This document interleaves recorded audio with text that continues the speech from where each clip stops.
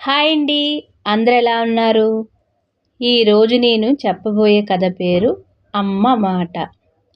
జలజలా పారే నది ఒడ్డున ఉన్న ఒక చెట్టుపై ఒక పక్షి గూడు కట్టుకొని తన చిన్న చిన్న ముగ్గురు పిల్లలతో సంతోషంగా కాలం గడుపుతుంది.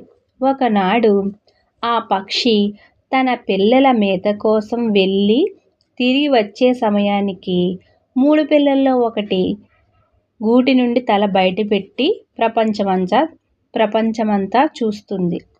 అంతలో తల్లి వచ్చి ఆ పిల్లని కోప్పడి, ఇంకెప్పుడు బయటికి చూడకూడదు, పొరపాటున కింద పడవచ్చు, లేక మన శత్రువులు హఠాత్తుగా వచ్చి ఎత్తుకెళ్ళచ్చు. మీరు పెద్దయిన తర్వాత నాలాగే బయటికి వెళ్ళవచ్చు అని ముద్దుగా మందలిచ్చింది. కానీ చిన్నపిల్ల మాట వినరు కదా. మరునాటి ఉదయం ఆ పక్షి మేతకు వెళ్ళింది. అమ్మ మాట లెక్క చేయకుండా ఆ పక్షి పిల్ల మరలా గూటి అంచు వరకు వచ్చి బయట వింతలను ఆదమరచి చూస్తుంది.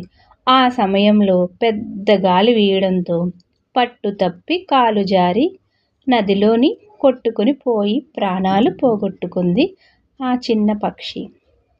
ఈ కథలోని నీతి ఏమిటంటే, పెద్దల మాట విననచో ఆపదలు తప్పవు.